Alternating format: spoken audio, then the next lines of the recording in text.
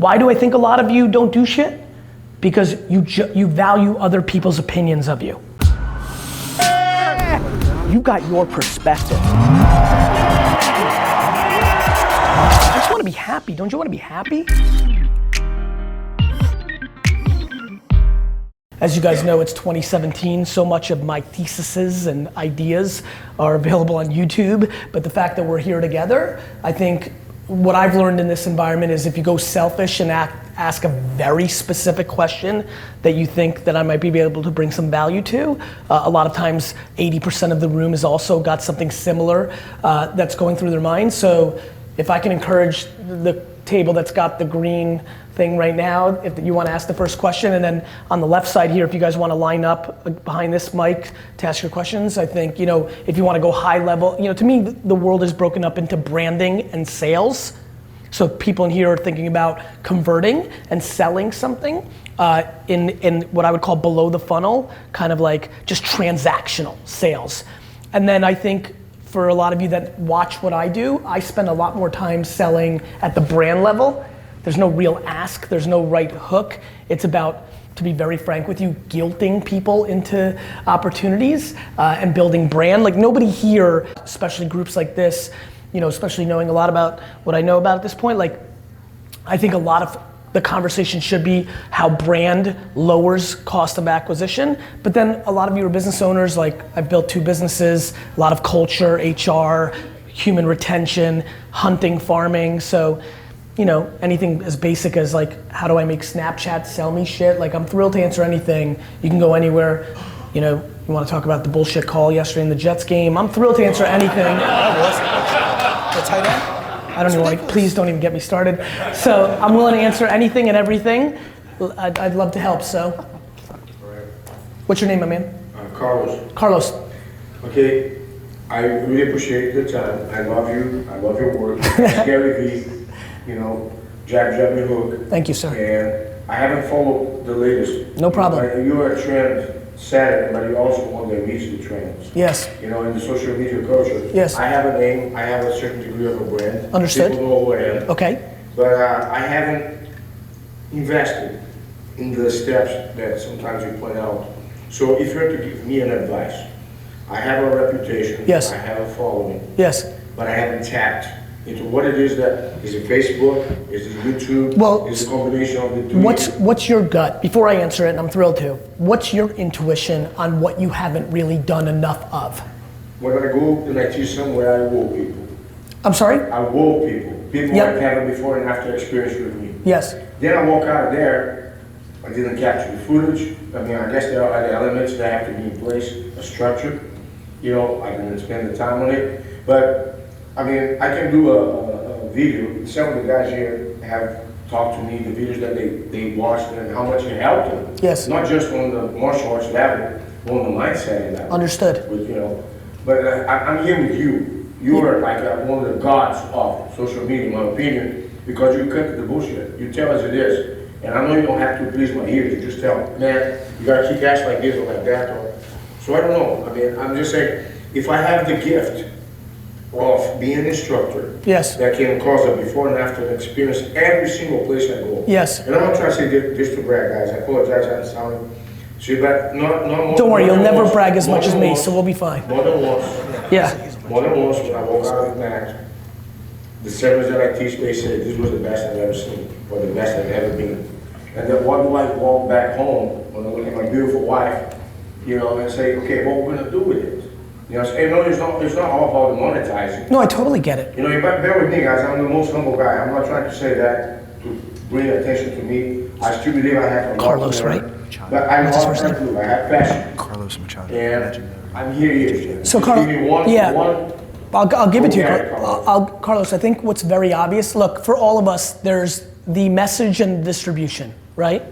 Whatever your version of what Carlos is feeling about his skill set, we all have it. I think the biggest thing that I can tell you, a lot of times when I speak, I'm always thinking about like, what can I say that changes the outcome of the room, right? The reason I love doing Q&A is I think that most speakers are too self-serving.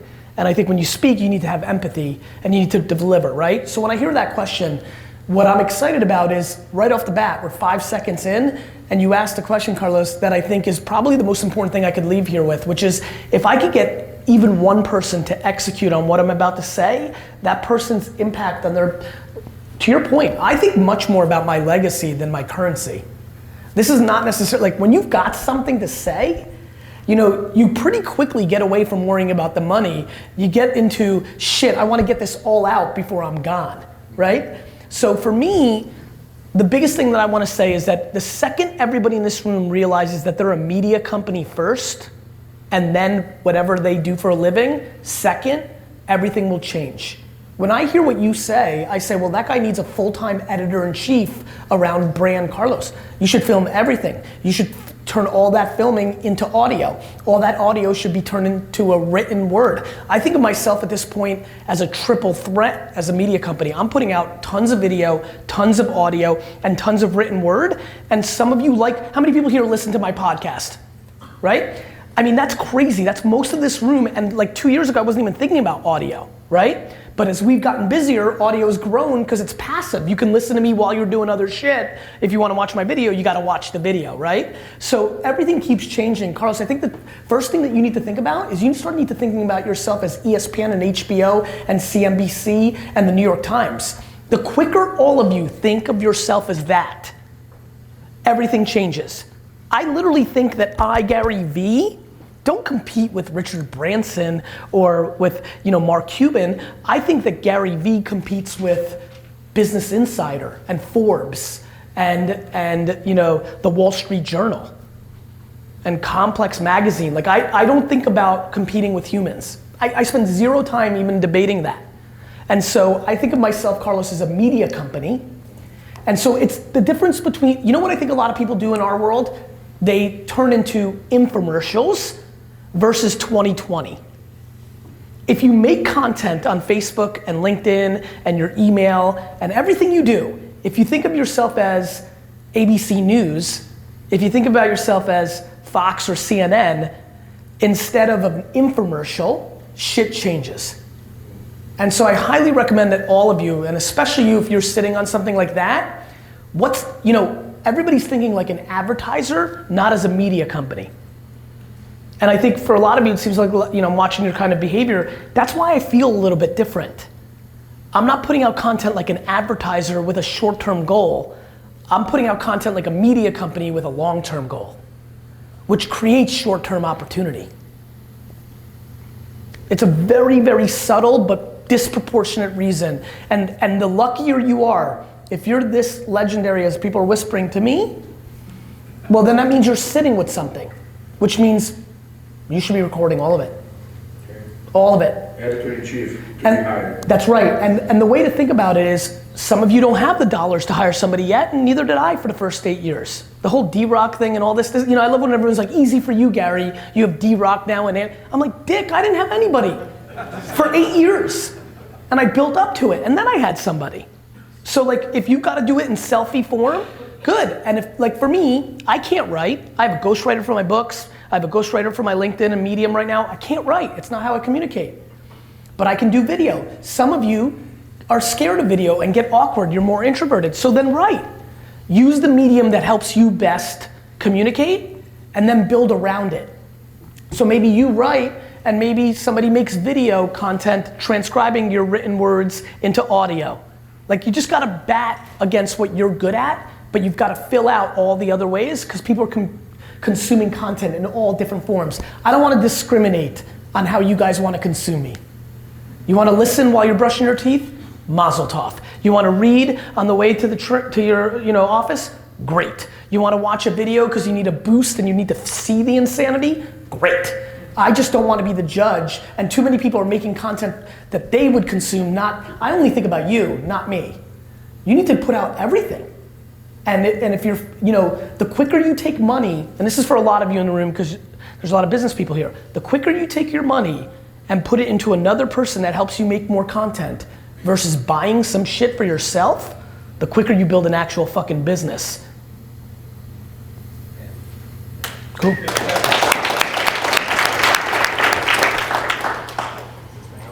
I think it's gonna be on in a minute, I hope. Let's see, try again. Not yet? Can we, let's see if we, how about now? Nope. How about now? You can, but I want to make sure they get the audio. Okay. We'll try to fix that while we give you the catch box. Hello? There we go. Right in the nick of time. What's your name, man? Daniel. Pleasure. Pleasure to meet you. Thanks, brother. Absolutely. Watch all your stuff. So I want to hear more about Gary Vaynerchuk, CEO. Okay. You were talking a lot just now about investing your money back into getting more people. Yes. And so I'm fascinated about what you believe as far as like having Claude Silver and the Heart Officer and everything along those lines. And I would really appreciate it if you could go very tactical. Please. With the people in this room.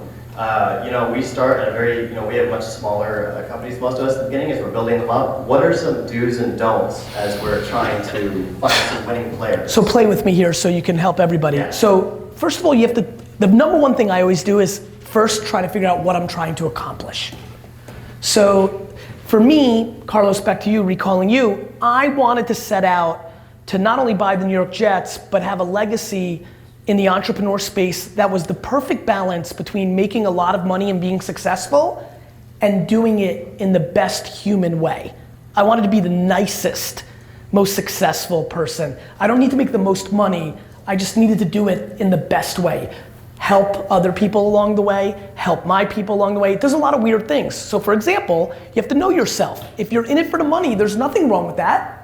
You just need to know that. So for example, because I knew I wanted legacy, even as a 23-year-old, when I started running my dad's business, and the first year I ran the business, it went from 3 to 10 million. That's like, fuck, like that changes everything, right? Even the way I fired people, like the severances I give are so ridiculous. Like my dad, this is just the truth, I hate to call my dad out, he would have somebody work for him for 7 years, fire them and not give them anything. Very Russian. I've had people work for me for a month and I've given them 3 months severance. So it's not because I'm a better person than my dad, it's because I knew what I've set out to do. So the first thing I tell all of you is figure out what you're setting out to do, both from a financial standpoint and a reputation and legacy standpoint. Because once you understand what you're trying to achieve, how much you want to make, what do you want to do with your money, what's your work-life balance, where do you sit on the pantheon? Is it just about the dollars? Is it not? Like, are you leaving it to your kids? Are you selling it to go fish? What are you doing? Because this is the biggest reason, my man Daniel, that a lot of people aren't doing the things that they need to do, because they're just it's just about the money. They're in a rat race of like, this year I want to make 100,000, next year 400. Like it's you want to pay your debt off from school or buy your mom a house. It's very, very narrow.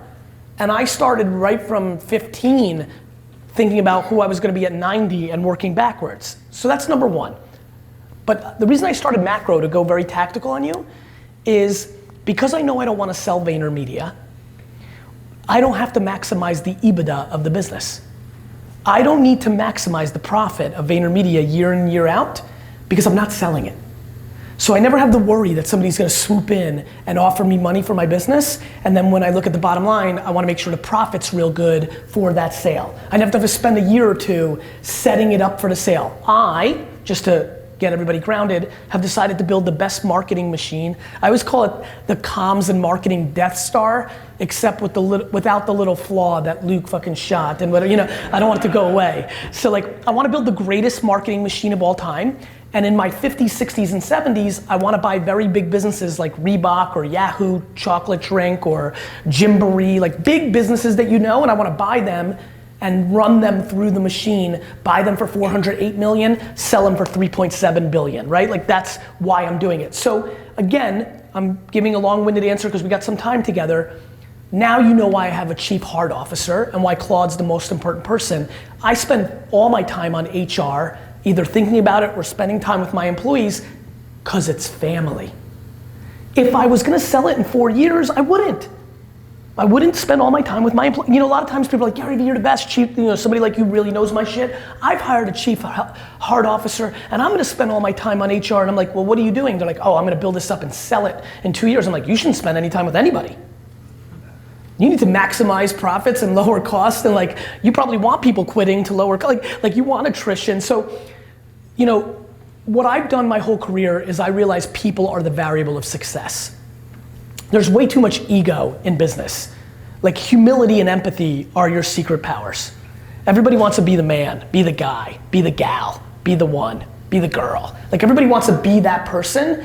And I just basically every morning wake up and know that I work for everybody and nobody works for me as the CEO. How many people here struggle with expecting people that work for them to work as hard as them?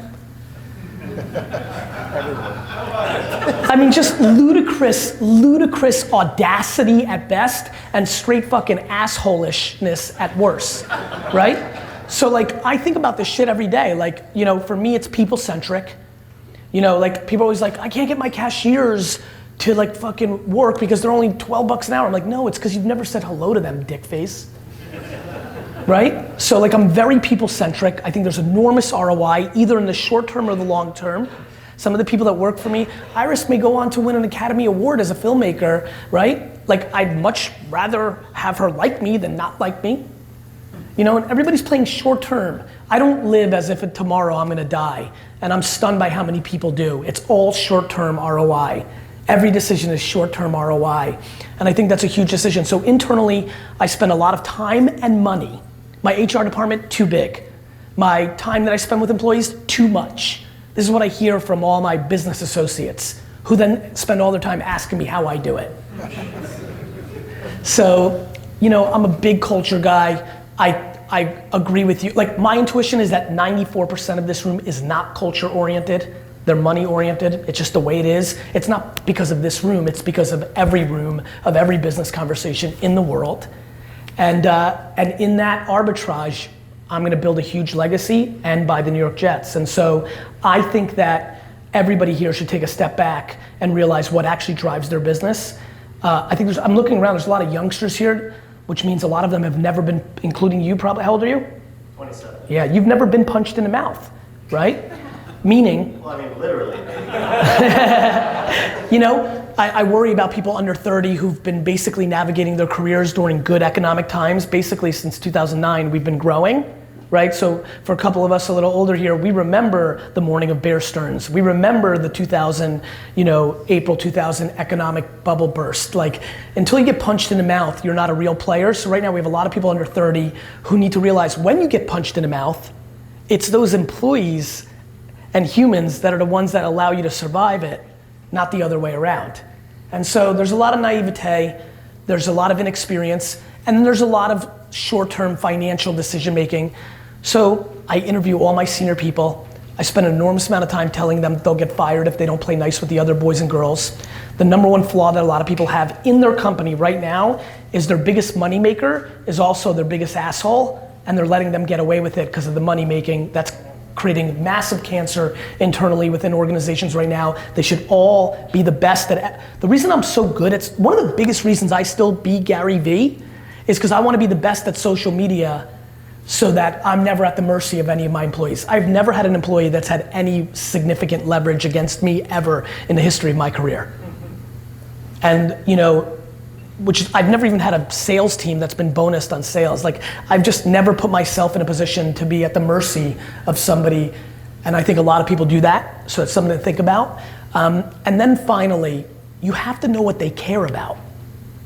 One of my best people that runs Facebook ads still works for me because I bought him St. Louis Cardinals tickets because I knew he was a St. Louis Cardinals fan. And it meant so much to him that he's passed up Facebook and Google offering him $50,000 to $100,000 a year more in salary because he feels good about me. So some people trade on money, which is great. By the way, I wish every one of my employees traded on money. It'd be simple. How much do you want? Good, I can do that. How much you want? Can't do that. How much you want? I can do that. Like, that's easy. The problem is a lot of your employees work on work-life balance. A lot of your employees completely trade on you just acknowledging them. I mean, I can't wrap my head around what's actually going on in the world. Like, how are you an owner and not saying hello to, like, who the fuck do you think you are? So that's how I feel. It's really how I feel. I watch it. I watch managers and owners. That's the reason so many people struggle with going to management. When they were Indians, it was fun to make fun of the chiefs. But when you become a chief, it's hard, right? It's a whole different game. What got you to management is nothing what gets you to the next place. You're the ultimate manager if you own your shit. You only work for everybody else. The customer, your employees, for me it's my employees first, then the customer, then I can even begin to think about what the fuck's in it for me. And I've just watched 95% of the businesses I interact with start with them, then the customer, then their employees. I think that most of the people are broken, and I think if you're honest, no bullshit, right? If it just went through your mind like, fuck, I am me, then customer, then my employees, you will lose.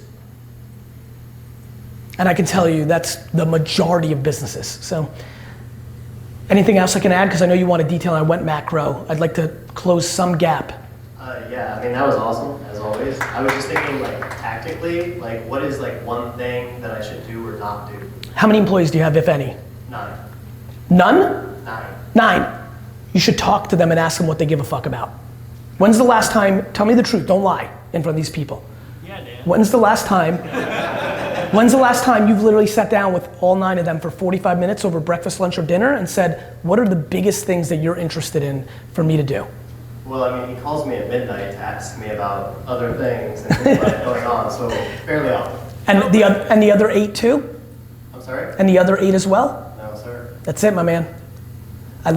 First of all, thank you for your honesty. And listen, it seems like you're deep in my content. You probably heard me recently say, I'm fucking up too. I think this open door policy is working. It's not working for shit. So next year, I'm spending fucking redoing my whole schedule. I'm not speaking at all next year. I'm like doing like 6 events compared to 40, just so I have the more of the man hours to now force every one of my 750 people to see me for 15 minutes every 6 months. So you have 8 other employees. You should be done this week. Yes, sir. And here's how it goes, Daniel. Karen, Rick, Susan, the fuck do you want from me? What can I do for you? You may find that she wants to leave early on Fridays because she's missing recitals, and that changes her whole life. That she'll dominate for you Monday through Friday and a half just for those 2 hours. Or maybe somebody doesn't like the way you're talking to them. And so the number one thing I do tactically is not only do I sit down with them for 15 minutes, I'll spend the first 11 minutes getting them comfortable with telling me the truth. And then I'll follow up with a text with an emoji in it, and then I'll watch what they do on social media, and then I pay attention to who they're friends with. I'm a full-time listener. Everybody thinks I talk all the time. All I'm doing is listening. The biggest reason I talk so much is to get reactions from you, whether one-on-one, you in an audience like this, or the whole fucking world when I do content. I talk so much strategically to get reactions so I can listen, so I can readjust. You know, it's fun when I talk to anything that even remotely touches martial arts, because I didn't realize this because I didn't know anything about it. Like, I'm all reactionary. I'm all that. I'm a counterpuncher.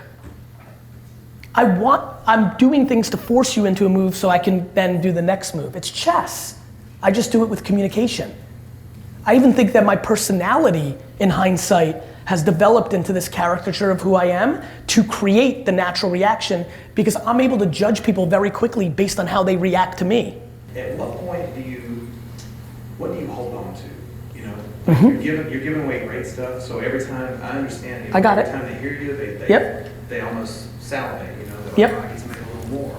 But what do you hold on to? So here's what's interesting about me that's a little different. I don't know if you guys have paid attention. I have not set out to monetize my audience like the majority of people, which I'm empathetic. I get it. What makes me a little tough to use as a proxy is I've always made my money in a separate business than my audience buying stuff from me. Super easy to give everything away for free when you're not counting on any of the money, right? Here's the mistake everybody makes. Everybody thinks you give away some lightweight shit and you sell your best stuff. This is what everybody does. I think it's the other way around. I give away all my best shit. If I was selling my audience, I would give away all my best shit, and then what I would sell is access. Unscalable stuff. Because if you're giving away bullshit or stuff that's just not that strong, you're never gonna get them into the interest graph to begin with. The other thing is, way too many people think they're sitting on something that means something. Information is commoditized. People wanna sell information. I make fun of all my friends who think they're gonna make a $97 ebook. I'm like, bro, cool, but do you feel good about selling somebody $97 worth of shit that you just control copied from the internet?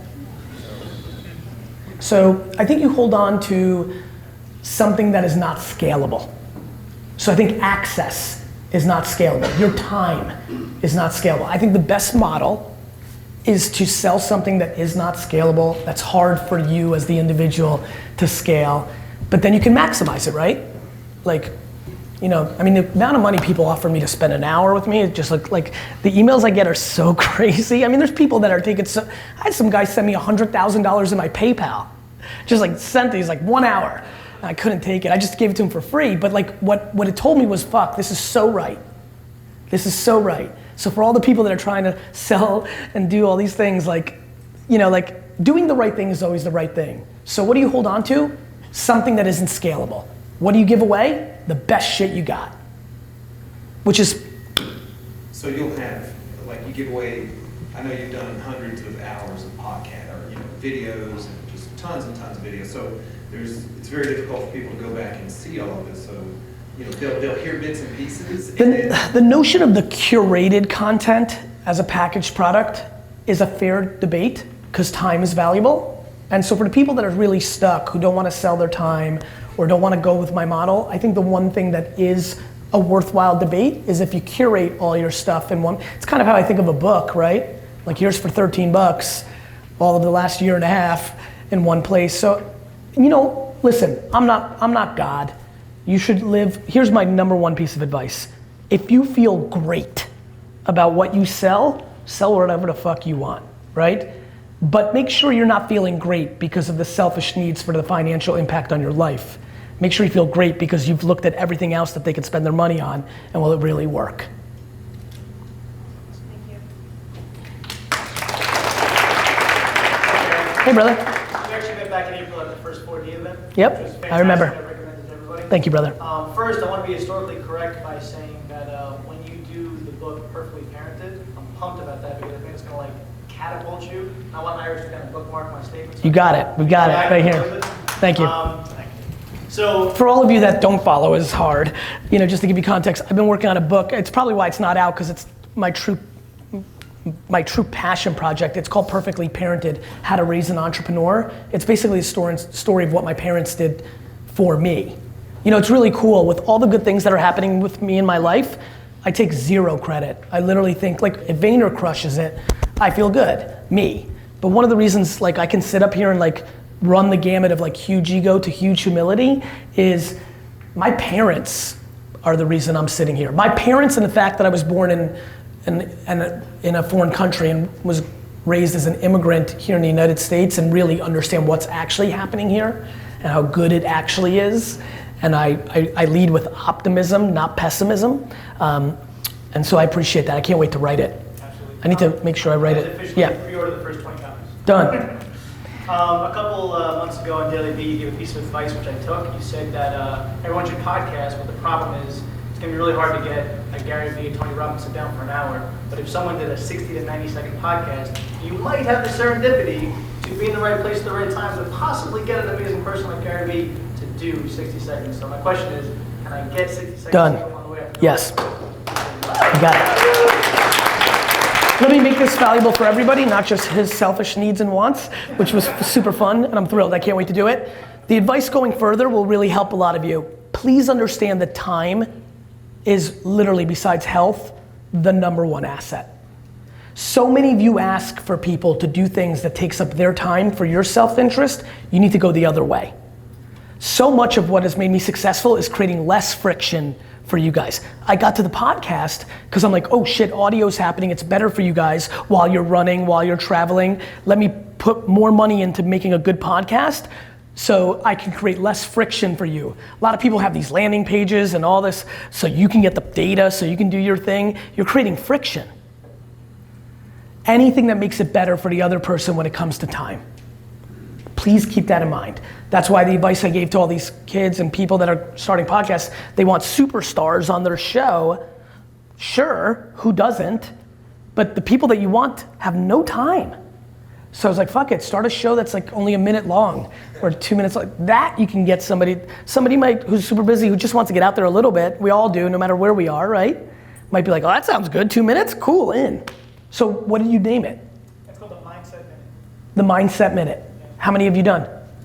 You'll be 32. How's it going? Really well? Good, man. I listened to it. Nice. You got one listener. One's better than zero, bro. First 2 years I did Wine Library TV on YouTube and people didn't even know what YouTube was in 2006. You know, nobody was watching. 18 months, nobody. And I'm losing money at Wine Library because I'm spending all this time trying to build this.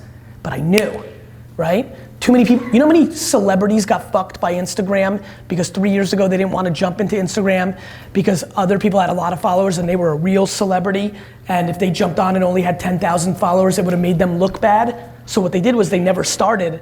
Now they're not even a pseudo celebrity because they never started. Too much ego. I'm thrilled to do everything because what? You're gonna make fun of me that my podcast is ranked 10,000 and I should be higher? Fuck you.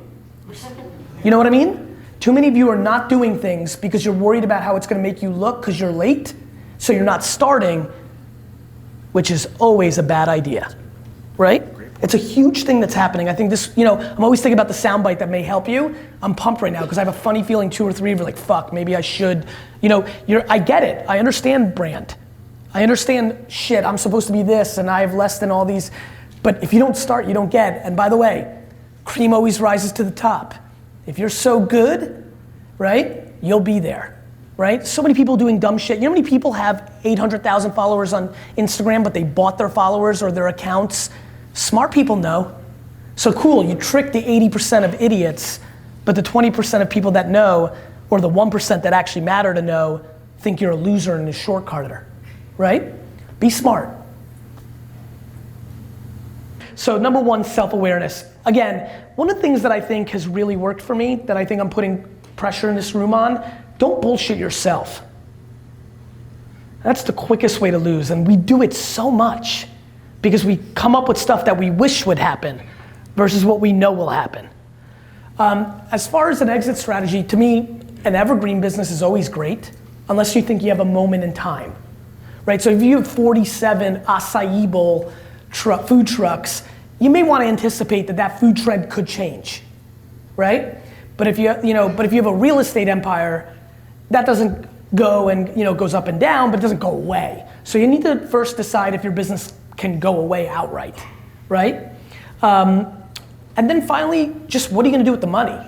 I'm a big fan of people. A lot of people sell their company with no real intent for the money, meaning they just like the idea of it and they want to buy some shit, which is fine. But like with money being so cheap right now and so little to put down on a mortgage, like what? Like what do you need so bad? You need to ask yourself.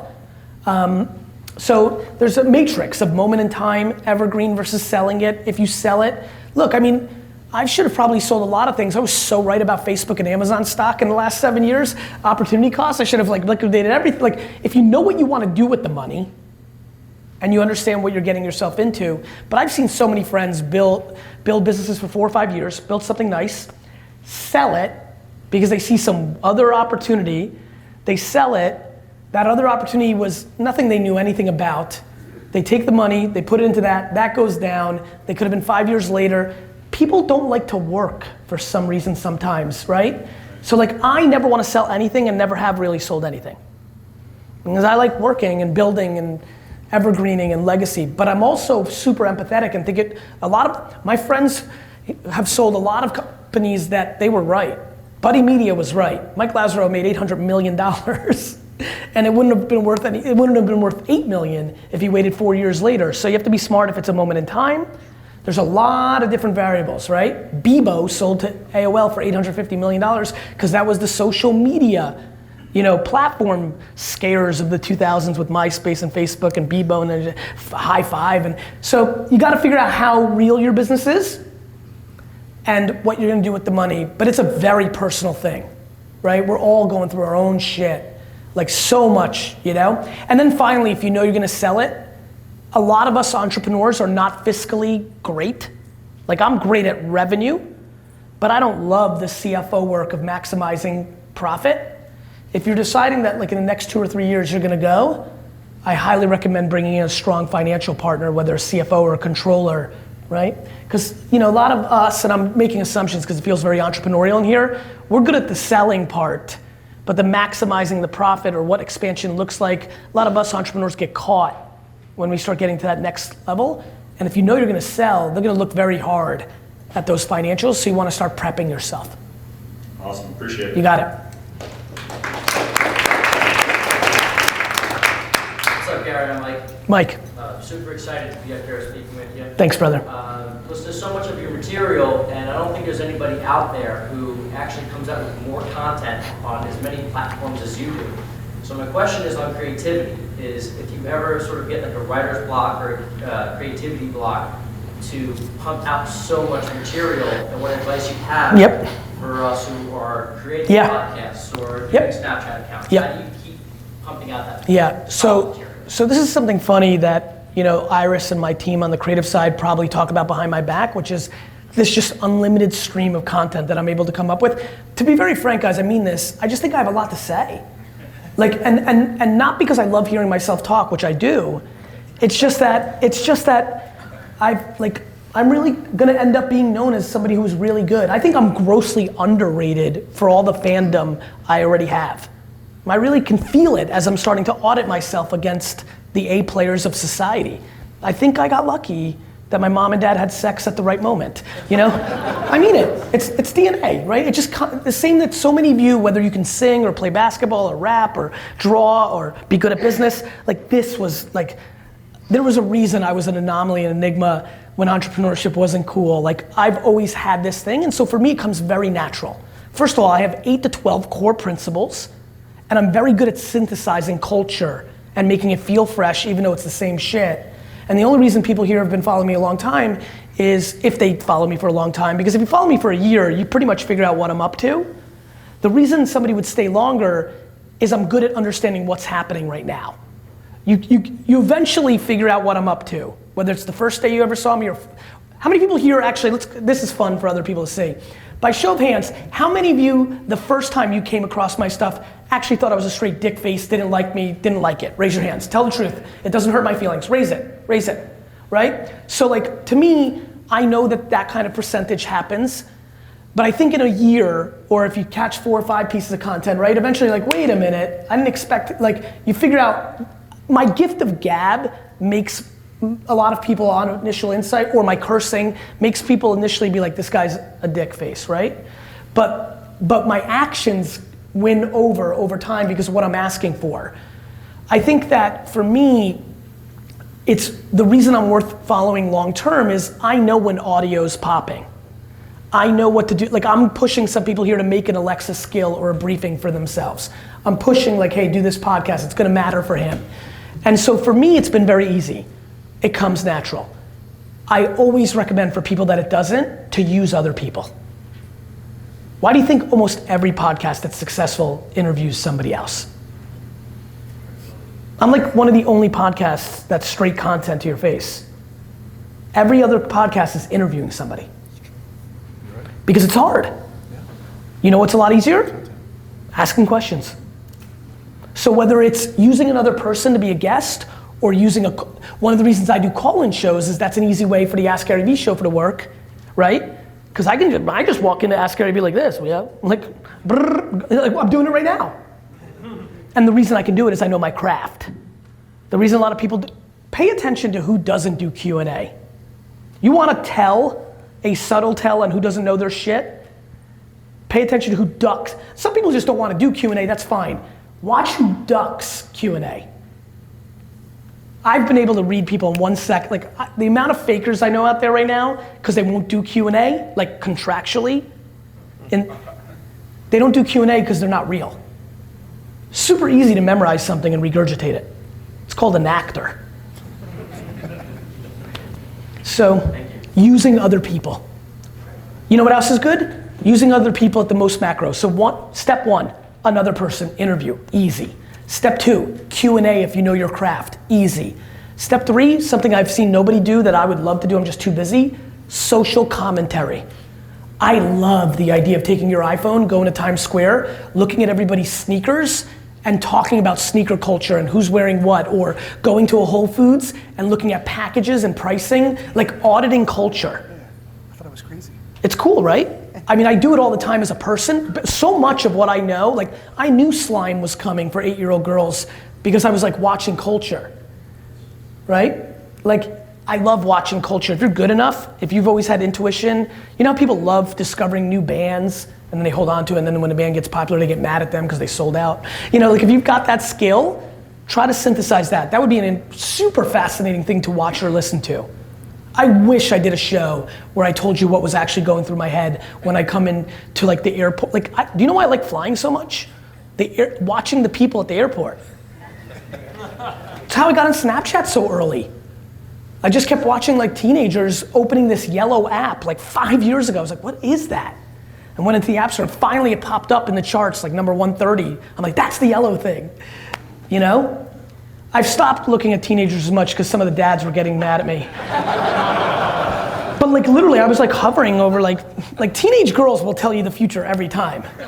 It's a lot easier for some of the women in here to do it. Like creepy 40-year-old dude looking at young, kids is kind of weird. So, but I watch people. That would be a cool show as a third one. Cool. Yes, sir. Hey Gary, Mike Storm. Mike. Go Jets. Yes, sir. So, as a disruptor, what's coming, technical thing, Michael knows what my question's gonna be. What do you think about cryptocurrency, Bitcoin, Ethereum, Dash, Litecoin? Yep. As a trending, as a disruptor? Let's what talk. do you see coming with it? Let's talk about blockchain because it's blockchain, Yeah. right? I mean, you've got Ethereum underneath that, you got Bitcoin after that, right? So I invested in Bitcoin and Ethereum in 2014, right? So, and I haven't sold any, so I've done okay, right? But the reason I don't talk about it a lot for the people that follow me the most is I don't like talking about shit I don't know, right? And so it's funny, I peacock, right? I roll when I'm talking about what I know, and I'm real passive. I know a lot about crypto, I spend a lot of time looking at it, not enough to put myself out there because I feel like I'd really want to like be right. Here's the thing with blockchain. Blockchain, if you play the chess moves all the way out, is the decentralization of our entire society. Like if you really play it out, it seems like you've been into it for a little while? Bro, this is heady shit. This isn't Bitcoin. This isn't like ha ha ha. This is, America's not gonna let it happen. Like, cause it undermines America itself. Like China is a funny country. I think we have America propaganda. If you look at China, the mix between dictatorship, communism, and capitalism, China as a country is run much more like the way we run our businesses. It's a little capitalism, it's a little bit of, right? So China making it illegal is the preview, not an anomaly. We as Americans are like, oh, fucking China, right? Communism, right? China is advanced. So here's how I think about it. Look, the amount of money being made on ICOs right now, fast, quick bucks, is no different than Bebo selling for $850 million to AOL. There's some people gonna make some real money in this period. I love it. I think it's batshit interesting about you and I, me buying your home and transacting the lease on the blockchain, right? Fuck the bank, fuck everybody. Like, great. I'm a big buyer in my altruistic nature as a human. If you think America is gonna let it happen at the level of that extreme, it has no vested interest. No government has vested interest in this collapsing them, but if you play it out outside of military, this is what holds it all together, currency. It's big, man, it's real big. It's really hard for me to really play out everything other than the following. It is so disruptive that it's very difficult for me to see the governments of our society going down without a fight. There's a window for it for sure. Yeah, I mean the window's already, we're living the window. Right. Do you know, you've seen the famous story of the guy who bought a pizza with like 10,000 Bitcoins? Bought a pizza for like $50 million. Like we're living in it, we're in it right now. There's a lot of people making a lot of money. These ICOs, there's so many rackets being run right now. And so they'll have their window, but it's fascinating technology, right? It's like the most disruptive thing that's since the internet that I can even wrap my head around. Super gnarly shit. Thanks. You got it. Hi. Hi Gary. As an entrepreneur looking back, what's something you wish you would have done more of in your 20s? Bought more Google ads. So like the biggest thesis of me right now for the people that follow me the most is I day trade attention, right? What I think I'm better at, to the point of me putting out more content consistently than anybody, it's because I believe that social networks have a disproportionate amount of attention and people don't realize it. I just don't understand how people don't realize it. Like, it's what we spend all our time on. Like, not 14-year-olds, 30-year-olds and 40-year-olds and 50-year-olds and 60-year-olds. Like, there's, the social media celebrities, whether in business or kids, are way more famous than the actual celebrities. It's not even close. I think people are now saying, wait a minute, these people are kind of famous too. No. There's no mainstream celebrity as famous as any of the top 100 social celebrities, including Kardashians, who are as much social as they are mainstream and whatever, right? So I built my dad's liquor store on the back of email and Google AdWords, but I didn't spend enough on Google AdWords. When I talk about my dad's business growing from 4 to 60 million, every time I hear it in an intro, in an interview, I say it should have been 4 to 250. It could have been much bigger if I was smart enough to, I'm not a poker player, but what I had at the time by owning all the wine terms on Google for 5 and 10 cents a click before anybody knew what it was I had the best hand, and I wasn't going all in. And that's why I'm so passionate for all of you to get more serious about social. Right now, Facebook ads is that moment. And Instagram influencers is that moment. And I would say everybody in here is underspending their mental time and their money on Facebook and Instagram, much to the demise of their upside. You could still win. Direct mail still works. Radio still works. Google still works. Things still work, just not as good. I love when people are like, Gary, great, but I went from 0 to 4 million this year in my business. I'm like, what's wrong with 9, asshole? So this is about upside. So really, to be honest with you, because most things I don't look back on. I think looking back is insane. I think you should learn, but I'm not good at even remembering what the fuck happened last year, let alone in my 20s, because it doesn't matter, other than the learnings that I feel in my body that help me navigate. So I don't like to dwell or things of that nature, but to answer it so it brings back, the reason I answered that was so that I can go on my rant for you on Facebook and Instagram right now, because I want you guys to be compelled to get way more serious. You know how many people here, Amber? Yes. Amber? Amber, do you know how many people in here have run a little bit of Facebook ads with one creative variable and it didn't work and they deemed Facebook as not working? Maybe not this room, but most of the people I know. This room too. So I'm interested in putting pressure on that conversation because you will benefit, because it's underpriced attention. How much you will pay to target people within a 5-mile radius of your shop or people that are interested in your product is underpriced. I just don't know what else to say. If it costs you $3 to get in front of them, it should be 11. And you're paying 11 somewhere else and it's worth 2. That's all. Now, the tough part is you have to make a picture or video that makes them do something. Google was so great for everybody because it was intent-based marketing. I am looking for a karate studio. I am looking for red wine. Where can I buy bananas? That was easy. You just put it in front of them. The creative part didn't matter. It was all blue letters. That's why everybody liked it so much. We're back to more like TV and print. It's harder. Thank you. You're welcome. Who's got the green thing? Awesome, a man. What's up? My name's Bryce. Bryce. You kind of touched on this a little bit already, but what do you believe holds people back from just taking action? Other people's opinions. And how do you overcome that? By telling your mom to go fuck themselves.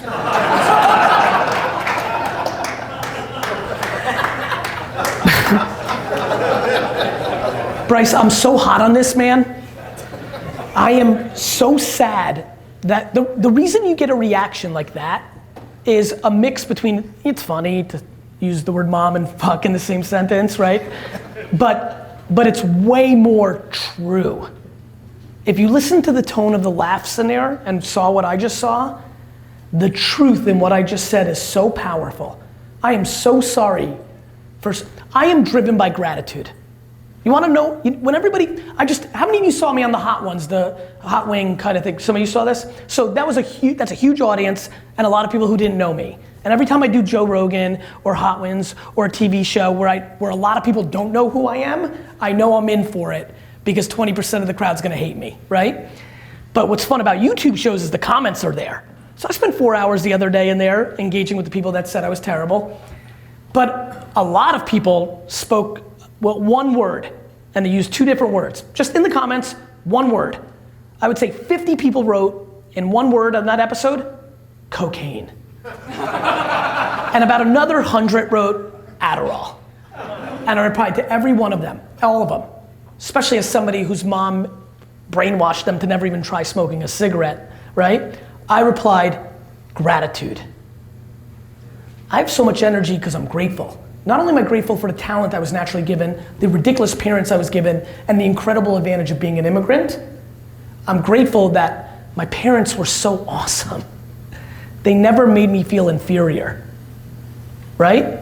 And so many of you, whether through a sibling or a parent, had a miserable, sad, negative parent who tried to impose their negativity on you. And misery loves company. And its greatest execution is parents on kids. It's something we never talk about. It's not talked about enough.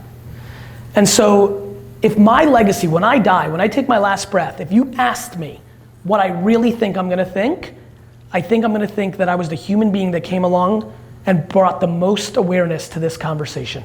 It is my absolute passion because I've seen what my grandma did to my dad and I know what my mom did to me. And it's a big fucking difference, bro. It's called happiness. So, why do I think a lot of you don't do shit? Because you value other people's opinions of you. Why do I think you have that? Because you weren't given self-esteem as a kid and you were gone the other way. And if there's anything, one of the biggest reasons I act like a big shot is because I want kids to become fans of me so that I can then become the shield for them to have confidence to do good things, not bad things. Because if I'm cool, then they're not talking about Ferraris and fucking gold watches, they're talking about hard work, humility, empathy, and kindness.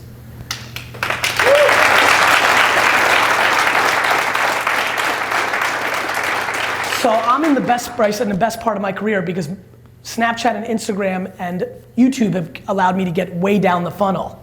I'm getting to 15-year-old dudes, and 15-year-old dudes can go either way real quick. And the fact that I'm gonna get them all to come to me to become better men, that's fucking legacy, bro. So, through a long-winded 8 years, I finally figured out, it's that, man. You guys worry about what other people think. I brought up this celebrity thing with Instagram, right? You just care what other people think, and I don't. I care what people think when they know who I am. But there's people in here who've literally not done something because they don't like when somebody leaves an anonymous comment on a picture that says they are ugly or suck. And the thought of that breaks my heart. I get pumped when people say I suck. I've only, if you follow me carefully, only in the last 3 months, because I just want to help, I'll tell you why I'm doing it, only in the last 3 months have I even really gotten a little more detailed about Wine Library and the fact that I own nothing of it and I built that business for my dad. Mainly it's because other kids who are looking up to me have other friends that tell them, you can't look up to that guy, his dad gave him a liquor store, he sucks. So I wanted to kill that excuse because I don't want these kids to go down the shit path. Got it? Like, people think I got something handed. I had it the reverse. I gave up the first 13 years of my life to build my dad's business for him and left with nothing. Because I wanted to pay him and my mom back. You know? So, that's where I'm at. Thank you.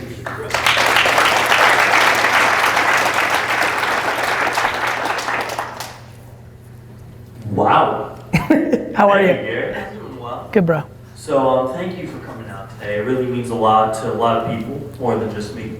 And he was talking about leadership with his team. Now you are traveling, going out, doing all these things, so you probably don't spend hours Correct. with your team. That's right. Running your company. That's right. How do you make them feel like you're there? Listening.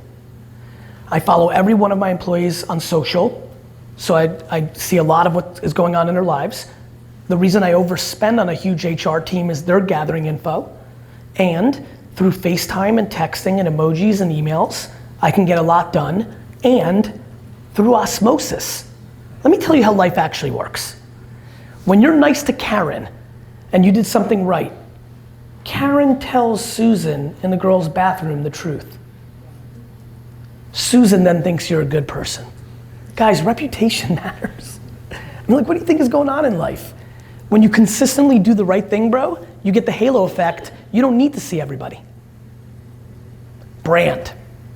So many people in the transactional business. What's my customer acquisition cost? What was my conversion? What's my lifetime value? Cool. If you want to build something, it works. It just doesn't work as big as what I'm up to. Brand. So I scale by scaling the unscalable, which is I don't judge myself and I do the best I can. I get to as many people as possible. I consistently do the right thing by the judge and the jury of the Lord looking down on it. And I let the osmosis and the backroom chatter scale it. And then when I don't like it and I don't think it's working, I force them to come and see me one by one for 15 minutes, 2 times a year. There it is. You know what I mean? Like it worked for me. You have to remember, how many people here are parents that have children that are over the age of 10, whether they're 10 or 40? Great. We parented our, I'm at 8 and 5, but the way my life kind of played out, my little brother's 11 years younger, I had businesses at 22. I think I was really built to be a dad long before I was a dad. You don't parent your child at 3 the same way you parent them at 11, the way you parent them at 18, the way you parent them at 30. It worked for me, and now I'm changing it. You have to work for them. And so you have to keep a pulse on. So all of the above. Maybe in the next 2 years it'll be 15 minutes, and maybe I'll do so much damage, AKA good, that maybe I can go back to 3 years of osmosis. I don't judge, I just audit and day trade the moment. What got us all into this room today has nothing to do with what's gonna get us to the next level. And way too many people hold on to what got them here.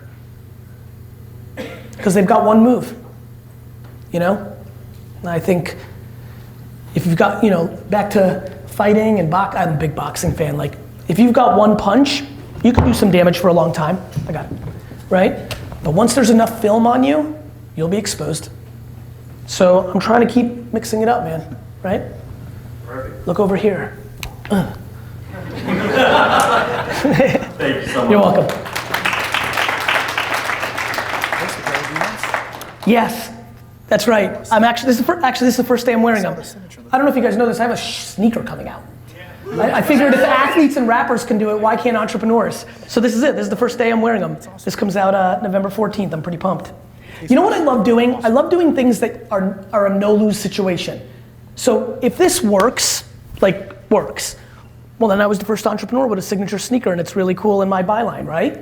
And if it doesn't, my buddies get to make fun of me for the next 30 years and say, remember when you thought you were so fucking cool you could have a sneaker, you fucking asshole? No lose situation. My man. Oh, who's got the, are we doing that next? Yes, go ahead, let's do it. Hey Gary, my name is Robert. Robert. I've been following you for quite a while. Thanks, brother. So we've started a web show on Facebook, kind of following what you've been doing and pushed me to do it last year. And good for you. Have you made it a watch show yet? Facebook Watch, this new TV thing they're doing? No, I've not. Okay, so you've been putting it on your fan page like I was doing. Go Google Facebook Watch, read an hour's worth of, by the way, this is what pisses me off. Please don't ask me how to do something tactical. I love when people are like, my comments like, Garyvee, okay, enough with the fucking crush it and rah-rah. Give me some tactical shit, right? Like, you suck, give me tactical shit. I'm like, you're a fucking asshole. Tactical shit should be done on Google and YouTube. Either you can read or you can watch, depending on how you learn. There's nothing you need from a human. It's all on the fucking internet for free. Right? Everyone's like, give me something tactical. I'm like, oh, you mean when I put out content about Snapchat for 6 months and then all these assholes watch it all and package it up into a $397 how to win on Snapchat ebook? That makes you feel better, Rick? You fucking idiot. Sorry, go ahead. Anyway, Google that, Facebook Watch, learn everything about it. They're trying to push their original shows. How many people here have hit the video tab at the bottom of their Facebook and now watched a show on there? So they've picked shows, they pay for it, but then anybody can make a show. Here's why you always want to do what a new platform launches as a new product. When Instagram launches stories or stickers or Facebook Watch or Twitter does something, be smart. When platforms have a new feature, they vig it. So right now, if you have a show on Facebook Watch that you started, they're putting it into more people's streams because they want to get Facebook Watch to work. So you're riding the wave of Facebook and getting the benefit of people who don't know who you are. Got it? Keep going. All right, so my question is we've kind of neglected Instagram.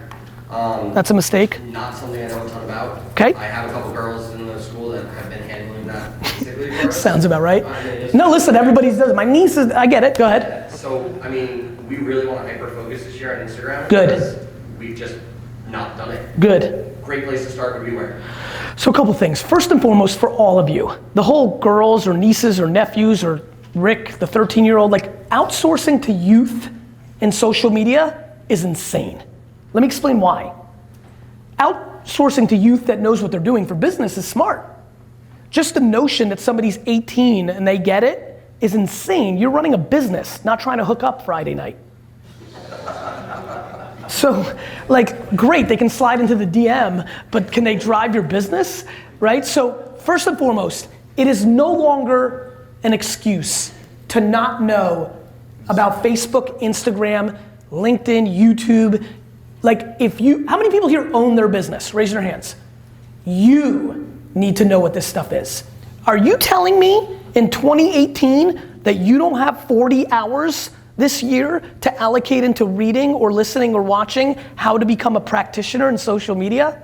This is the lifeline of your business right now. Whether you understand it now or you'll understand it later. Everybody wants to be a headline reader or outsource because they have more important shit to do. The most important thing for everybody in this room is to understand how to communicate with customers. And that's on Instagram and Facebook and LinkedIn and on and on. So I implore you, number one, for you to get educated because you have no idea if those two girls are hosing you or not. Right? And then the other thing is business people need to get smart. So many people care about how many followers and likes they have. You're not paying your mortgage with how many likes you get on Instagram. But it's back to jab, jab, jab, right hook. It's also not, nobody's following you on Instagram if every fucking post is like, buy my plan, sign up for my course, come to my studio, give me your money, give me your money. So the place to start is mental. The place to start is using this moment that we have together and saying, fuck it, I need to get smart. Because this is like balancing my checkbook. This is like paying my taxes. It's just real, way more real than people think. And let me tell you why. Forget about all these social networks. The next thing, voice, AR, VR, or something I don't know yet, it's gonna be the same principle as this. The reason I'm so good at social is because I cut my teeth on Google and email and then didn't hold romantic to it and became even better at the next thing, got it? So you guys are running a marathon in life. And so I wanna get you on the treadmill on social now because it's gonna be a proxy to the next thing you have to do. How many people here are retiring in the next 10 years? And I don't mean that you're gonna crush it, sell your business and buy an island. I mean you're old and you're fucking finished. 2, respect. For the rest of you, what do you think has happened in the last 10 years? Let me remind you, basically everything that we live on now. Smartphones, social networks, like everything. What the hell do you think is coming in the next 10 years? And if you're outsourcing social now, you have no prayer in understanding crypto or AR or VR or everything that's coming next. You need to get on it now. Don't you love, back to like, training, I love the fighting analogy stuff. I'm just such a big fan of it because it has such proxies. I love when my friend, or it's like doing business in China or Russia. The naivete of an American doing business in China is so funny to me. They think it's the same rules. Right? Or when you get a tough guy into mixed martial arts because they were good at boxing, they're like, it's a different sport, man. Like, so we know it in our things, but then in business, we do the same shit. We make fun of people who don't work out consistently and think like a pill or a drug is gonna do, you gotta do the right things, you gotta eat right, you gotta work. But then in business, those same, like all the muscle heads on Instagram that DM me make me laugh so much. They stay disciplined in the gym and the way they eat, but in business, they're looking for the shortcut, which is the exact thing they make fun of in fitness. Great point. Right? Like all my fucking buffed out buddies are like, no, but Gary, what's the fucking, I'm like, dude, there is no steroids in fucking business. Like, it is what it is. My man. Hey Gary, I'm Adam. Thank you, brother, I could tell. Thank you for the love. My wife had my birthday. It's awesome. So I hear you talk a lot about B2C stuff. Yes. And, my company that I own is B2B. B2B. So what do you think is the best way to gain attention B2B? Would you still say it's... Media company. Yes, but. Dude, you have it better. So I've done much better with my B2B investments than my B2C investments in helping them on social media. You literally know the names of the people you're trying to reach. I mean, that's insane. You know how awesome that is? Vayner's been a gift compared to Wine Library. Anybody potentially could have been interested in buying wine, beer, and liquor. VaynerMedia is super simple. I'm like, oh, I need the CMO of Kraft and Procter and Toyota and Pepsi. So I would make content on Instagram, on LinkedIn and Facebook with ad dollars targeting employees of the organizations that you're trying to get to. Guys, how many people B2B in here? So just for a couple of you, great. Higher hands, I just want to get a sense. Don't be scared. Okay, so to me, back to the last question, right? Being a practitioner, when you run a Facebook ad, you can run against anything. How many people here have spent $100,000 on Facebook and they were the people that clicked the buttons and made the creative? Raise your hand. Right, 2. This is huge, this is huge. This is a huge opportunity. When you become a practitioner of Facebook ads, you'll shit your pants of how good it is. It's incredible. You can run ads against employees of. Give me a company that you'd love to use your B2B product. Give me one. What's that? Yours? Good. You could literally make a video that targets their employees on Facebook and literally the creative, the writing or the video says, does your CEO know? And then you could literally forward it to them. Like you could literally target him on LinkedIn. It's incredible. You know the names. But you have to make the creative smart. So a lot of people in B2B, the CIO or CTO or CFO is the person making the decision. And people say to me, they're not on Facebook. I'm like, I get it. So run ads against employees of the company, and the title of the video is, does your CFO know? Then the CFO gets 13 emails, and she's like, what the hell is this? She watches it, and then she contacts you. It happens every day. B2B is incredible in social. Now in the martial arts world, yes. A lot of the business are small businesses, like family-owned businesses. Great, go to Instagram and Twitter, where they're half-assing it, and DM them, since they never get any DMs. They'll be like, cool, I got a DM. And instead of saying, buy my shit, bring them some value. Listen, always listen. Figure out what they're struggling with, and give them make an ebook or a PowerPoint or a video for free that takes you some time and money, and then DM them and say, hey, number one thing I've noticed in the mixed martial arts world is that studios aren't doing the following. And it's titled 11 Things You Should Be Doing. It'll be 3 minutes and 19 seconds. You'll give them value, and 1 in every 3 of them will look deeper into you and give you business. That's awesome. We have to start with value. You know, it's funny, women entrepreneurs are always more intuitive to my style of marketing because they've been the ones hit on and, sold to, right? So they intuitively understand they respond more when there's value brought up front. And so there's a very small and smart cadence of hunting and farming, bringing value. We need to romance our customers a little bit more. Value. It always wins. We're sold to all the time, right? We're pounded. Like, do you know what everybody's LinkedIn strategy is? Bulk spam email. Just gonna email everybody and tell, I know that some of it works. It works a hell of a lot better if you bring some value. Next. Hi Gary, big fan. Thank you. So I have my martial arts students. I posted a thing on the Facebook page. What could you ask Garyvee? One question, and the most response that I got, and maybe you already covered it. It's okay. I don't know, but as an immigrant, yes. came to the United States. Yes. The value of the American flag. Yes. Public. How do you feel about the stance on kneeling in the NFL? Yep. And if you were an owner of the New York Jets, yes. how would you handle that with yep. your players? So a couple things. First and foremost, when you're an owner of the NFL, you have to worry about the other 31 owners. So the way I would handle it is first get a pulse of what my other 31 business partners thought. As far as kneeling, as somebody, this is where Americans are oftentimes confused from a kid that was born in the Soviet Union. The thought of not allowing people to express themselves in any shape or form, including if it really hurt your feelings, is something that I'm just not willing to go down that path. So if we're gonna respect our amendments If we're gonna respect number 2 with the right to bear arms, we're gonna respect number 1 with freedom of speech. And so it would not bother me if a player kneeled during the national anthem. I'm awfully aware that that breaks people's hearts. It makes them mad at me for that stance. It's just how I feel about it. Because I think most of the people making comments about it have never lived in a communist country and know what it tastes like to not have the option.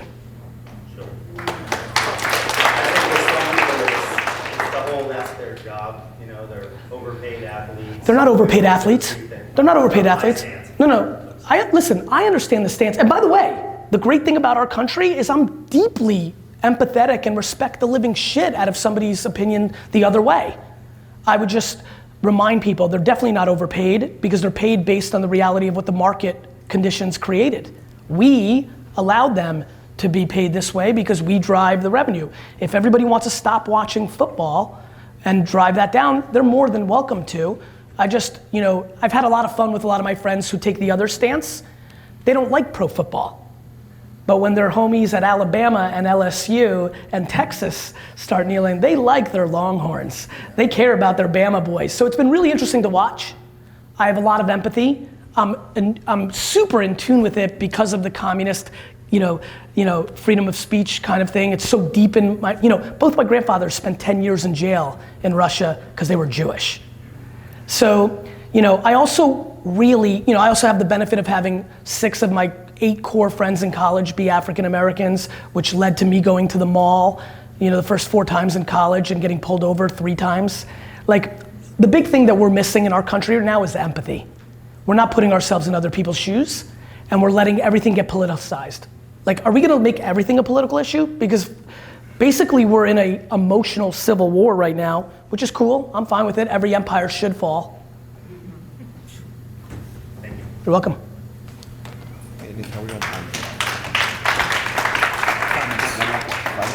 Hey Gary. Hey brother. Aaron Phillips. Use a lot of fight analogies, and we're in a room with tons of martial artists, mixed martial artists. Yep. And I know Vaynersports, I haven't seen them sign any mixed martial artists. Nope. I don't know if you guys, with the UFC, Yep. doing the $4 billion deal. Yep. What do you think is the future of mixed martial arts, or the industry, or opportunistically, what you see coming towards? Listen, fighting is as old as ever, it is core. I mean, it probably was the first sport, right? If I had a bet on it, it was the first sport, maybe racing. I'm trying to think about how it went down. But nonetheless, Vaynersports is only football right now. The next 2 sports that we'll expand into, based on mine and AJ's interest, are most likely esports and the NBA.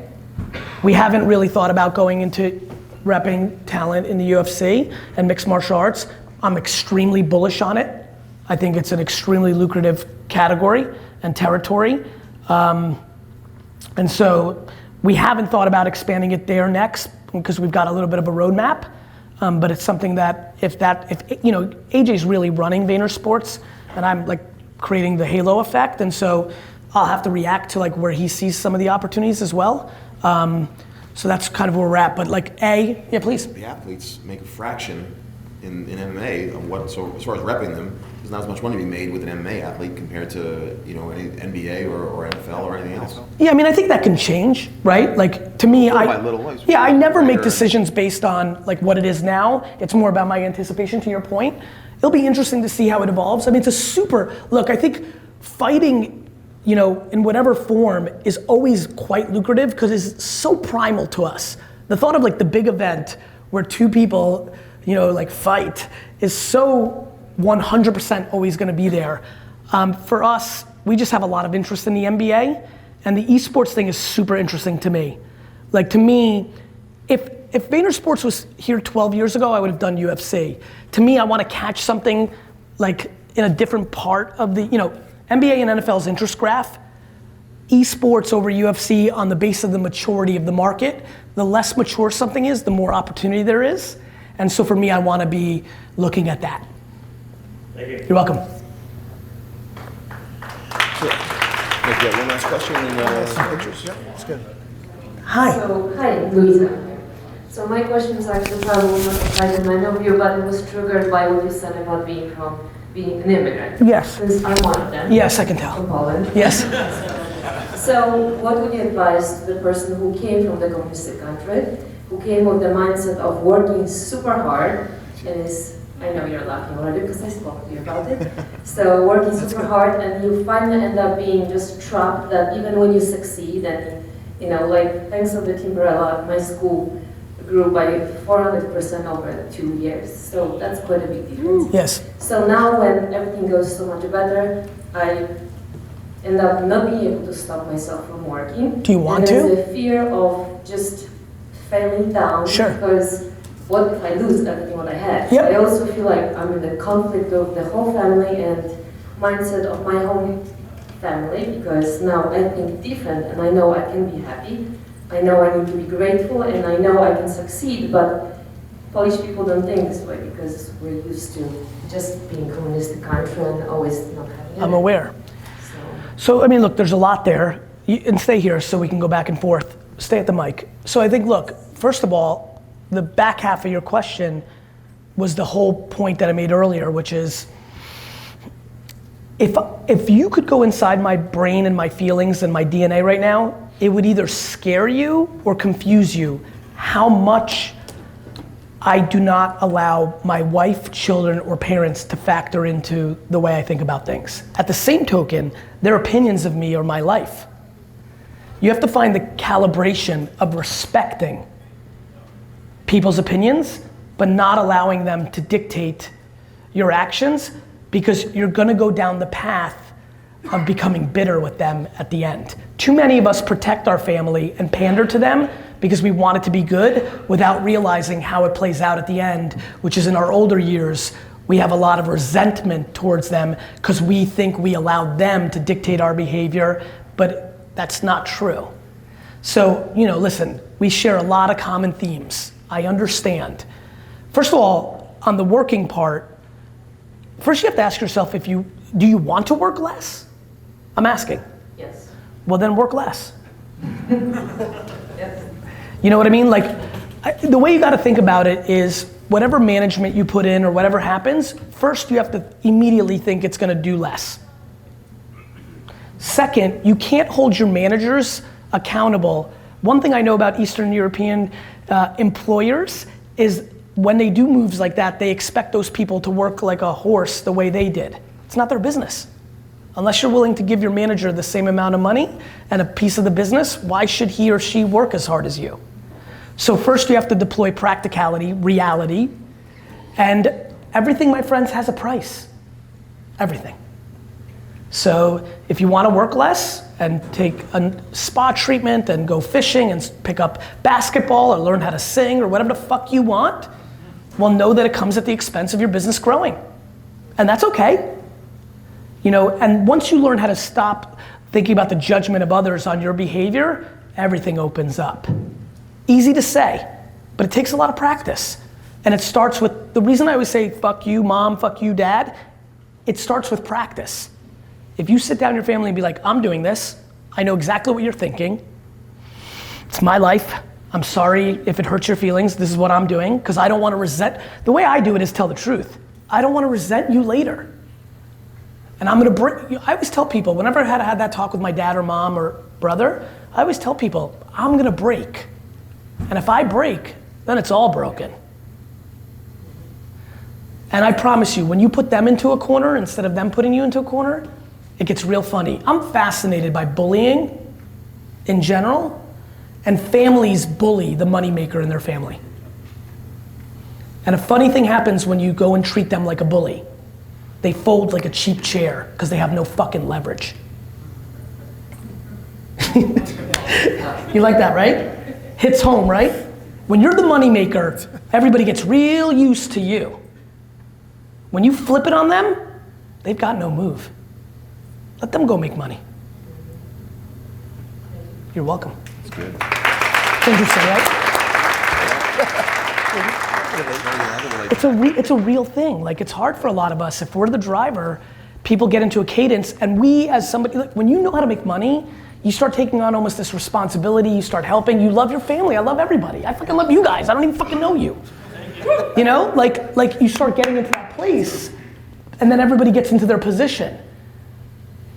I'm okay with it, you're okay with it, we'll get to you in a second. Like you could be okay with it. You could be okay with eating shit your whole life. I've eaten more shit than anybody I've ever seen. The problem is, no problem. The problem is, once you're at a place where you don't want to do it anymore, you act.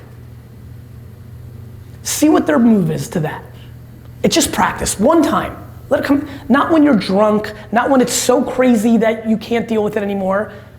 A month, a year before you break and go crazy and yell at them at the top of your lungs. Calm, nice dinner and be like, here's the score.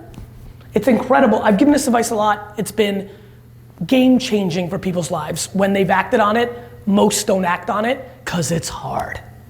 I don't think what I just said is easy. It's super hard. And the longer it's been real, the harder it is, right? Hi there, I'm Kelly. Hey Kelly. I work for Michael. Very nice. I'm Sorry. curious. So as you mentioned Yes. before, this isn't a media business first. Yes. And obviously I Love Kickboxing, we have over 250 locations open, another 800 to open soon. Incredible. It does become difficult when you have lots of different levels of competency when it comes to our franchisees. Some of them don't even have a Facebook Yes. start. So as we grow and as we expand, is it more important for us to control the content of our brand? Because it does take away the intimacy, the personal touch for each market, but also we never know who's representing our brand. So VaynerMedia works with and a real estate group that we're about to announce. We'll announce in 30 days. This is a super tough question. My answer is that you do both, and let me explain what I mean by that. I think that you guys should be overly aggressive on a national scale in your areas as an advertiser, and whether it's co-op dollars or you do it, you guys decide. And I think you spend a lot of time on teaching and giving best practices to your franchisees, creating ways to communicate them. I have a really good idea. I think you guys should start an internal B2B podcast. An internal B2B podcast for your franchisees around best practices. They're just social media. Correct. Or whatever you deem is most important. Management style, how to treat employees, whatever your religious pillars are. Because one more time, how many people listen to my audio? The reason there's so many more hands by average is because you guys are busy. And audio is a good thing. A lot of these franchisees are busy. So let them listen, even if they live 6 minutes from their location, let them hear you for 12 hours a day. 12 minutes, a day, right? I would advertise on top of them, and then I would spend a lot of time, I think of it as high-low. I think most people are in the middle, they're kind of doing it as a corporation, they're kind of servicing their people, they give them a toolkit or something that they never open. They do a one-time-a-year event and bring up the person that does social media the best and give them a trophy and think it's gonna inspire. No. Internal podcast, really educate, really get them there, and also advertise so that you can point to it and say, look how good this piece of content did, email them all. Well, we actually advertise, we do about $1 million a quarter. We advertise on their behalf exclusively. Yeah, so to me, it's synthesizing what's working and send out, again, I don't think they read email. I don't think they but listening. And so maybe in your 30-minute, 15-minute, again, interview people. You have a lot of relationships. You could really crush that. You could have really fancy people on your podcast. You have advantage with him and his relationships. I think I'm very, very big on audio. Very big. It's big. If I was creating VaynerMedia today, it would be called Vayner Voice.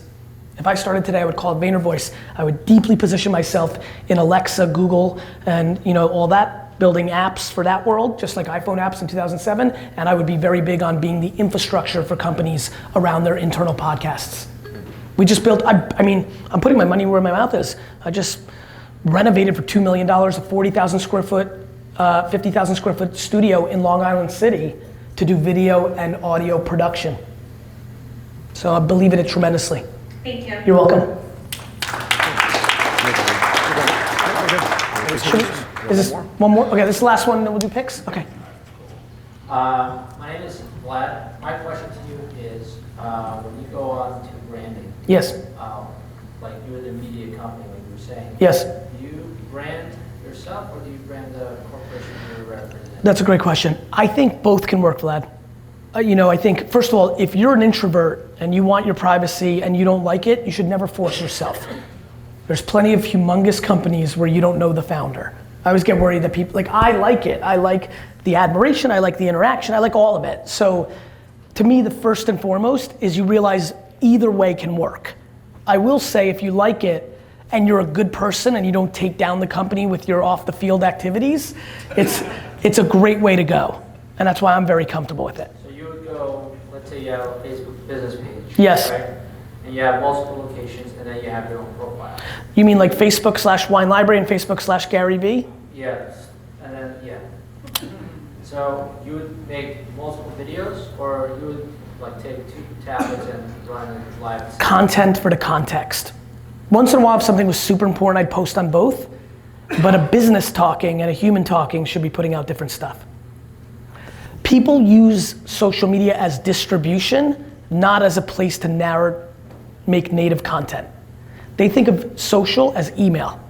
I'll take something and I'll post it on all my accounts. They don't take into effect the psychology. Do you know the difference between a 40-year-old woman with 2 kids when she's on Pinterest and on Facebook? Totally different. Her psychology when she's on Facebook is to keep up with her friends and news. On Pinterest, it's aspiration to shop or escapism. You have to give her content that fits her psycho state, not just her demographic state. Got it? Think about how you guys use Facebook, Instagram, Snapchat, even right now, and I can see some of you picking up on this. You're even thinking different.